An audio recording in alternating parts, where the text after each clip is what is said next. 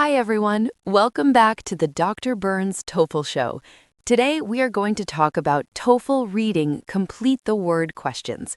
In these questions, some letters of a word are missing, usually in the middle of a paragraph, and your job is to figure out the correct word. To do that successfully, the first thing you need is understanding. You need to understand what the passage is saying and the meaning of the sentence where the word is missing. Let us look at an example. The program prove blank students with useful resources. From the meaning, we know this sentence is about giving students resources, so the word we are looking for is provide. But here's the question. Is it provides or provided? Based on the sentence alone, we cannot tell which is correct. However, in these sentences, we have clues that help us decide. The program provide blank students with useful resources in the past. Because it says in the past, we need a past tense verb, so the correct word is provided. The program provide blank students with useful resources today. Because it says today, we need a present tense verb, so the correct word is provides. So this type of question is not just testing vocabulary or reading comprehension. It is also testing your grammar, in this case, the correct verb ending. Grammar is very important for many other types of missing word questions. For example, consider this sentence. He, blank, have gone to the meeting. Here, the blank comes before have gone, which is part of a perfect structure. The word have is an auxiliary verb, and the word before it must be a modal auxiliary verb. The word starts with W, so the only correct answer is would. The sentence becomes, he would have gone to the meeting. Another common type of grammar question involves prepositions. For example, he turned the material in blank gold. Here, we have two nouns, material and gold, and we need a preposition to connect them. The correct preposition that starts with in and shows transformation is into. The sentence becomes, he turned the material into gold. Grammar is also important for word endings. For example, he go blank to school every day. We know every day indicates present simple tense, and the subject is he, which is third person singular. So the verb must end in s or es. The base verb is go, so the correct word is goes. The sentence becomes, he goes to school every day. Vocabulary is the next important skill. You need to know common academic words and also fixed expressions. For example, the book come blank many fun stories. We need a verb that means includes or covers a wide range. The correct word is encompasses. The sentence becomes, the book encompasses many fun stories. Many vocabulary questions also involve fixed expressions. For example, the book encompasses a diverse blank of exotic stories. The correct phrase is a diverse array of. This is a fixed expression, similar in meaning to a wide range of. Other similar expressions include a broad spectrum of, an extensive selection of, a multitude of, and a rich variety of. In informal contexts, you might also hear a mixed bag of. So when you see a complete the word question, do not just try to understand the passage. Pay attention to grammar, vocabulary, and fixed expressions, and think about word endings and sentence structure. When you read a sentence, think of it like watching a movie. Every sentence has its main actors, the ones that drive the story, and a few extras in the background. The main actors are always the subject, the verb, and the complements that the verb needs.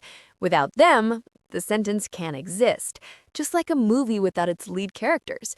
The rest, the modifiers that add more detail to the subject, verb, or complements, are like the background details. They add color and information, but the story still makes sense even without them. That's why when you start the Complete the Words task, your first step should always be to identify these main actors in the sentence. Now, the next question is, how are these rules filled? Subjects, predicates, complements, and modifiers?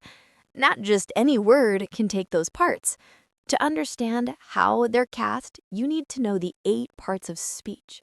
In English, every word has a role to play, just like every actor in a movie has a specific part. These are called the 8 parts of speech, and together, they make up the entire cast of the English language. Let's meet them one by one. Nouns. These are your main characters. They play the roles of subjects, objects, or complements. They're the who or what of your sentence, the people, places, things, or ideas that the story is about. Pronouns are the stand-ins for the main actors. Instead of repeating the same noun over and over, pronouns step in to keep the sentence smooth and natural. Words like he, she, they, it, this, or those take the place of nouns so the script doesn't sound repetitive. Verbs are the action stars. They tell us what the main characters do or are. Every sentence needs at least one verb. Without it, the movie doesn't move. Adjectives, think of them as the makeup artists and costume designers. They describe nouns and pronouns, giving them detail, how they look, feel, or behave. They make your main characters more vivid and specific. Adverbs are like the special effects team. They modify almost everything, verbs, adjectives, or even other adverbs, showing how, when, where, or to what extent something happens. Determiners are the casting directors. They introduce nouns and specify which one we're talking about. Words like the, and, this, that, my, or some. Without them, nouns can sound incomplete or unclear. Prepositions are the location managers. They set the scene, showing relationships between words, like in the cave, on the table, or between friends. Conjunctions are the script editors of the sentence. They link words, phrases, and clauses, making the sentence flow smoothly, like and, but, because, or although. So when you're solving the complete the words task, think of yourself as the director. You look at the sentence, spot the main actors, subject, verb, and complement, and then check which supporting roles the other words play. Once you know who's who in a sentence, filling in the missing letters becomes much easier. Let's read the first sentence together.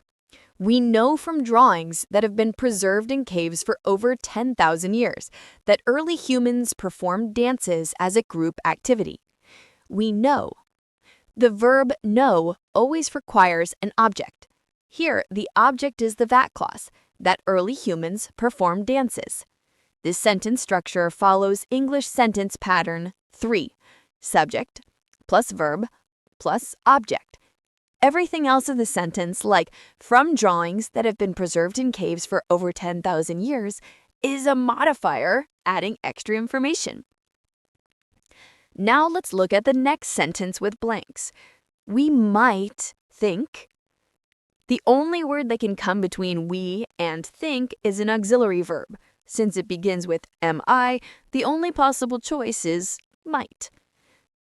The verb think also requires an object, and what follows is a clause, that is, a subject and a verb. This means the must introduce the clause, so the becomes that. Prehistoric P refers back to early humans. The word meaning humans that begins with pu should be people. Concentrated on. The phrase concentrated on is a fixed expression, but here you see on. That means the second on is the true preposition, while the first one must be an adverb modifying concentrated. An adverb that fits both meaning and grammar, 4 letters long, is only. Bare survival is a common expression. Basic could also work, but let's come back to this after we read the whole paragraph. The word beginning with how is followed by a comma, so it has to be however, which indicates a contrast. It is clear. That's straightforward. The missing word is simply the verb to be, is.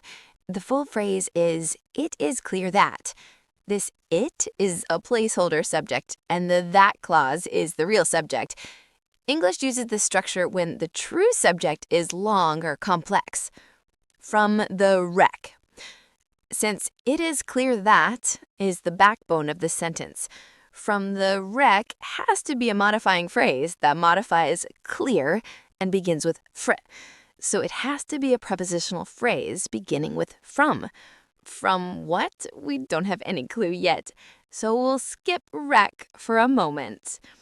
Dance was important. Now, dance refers back to dances. The verb was is singular. So the subject must act as a single activity.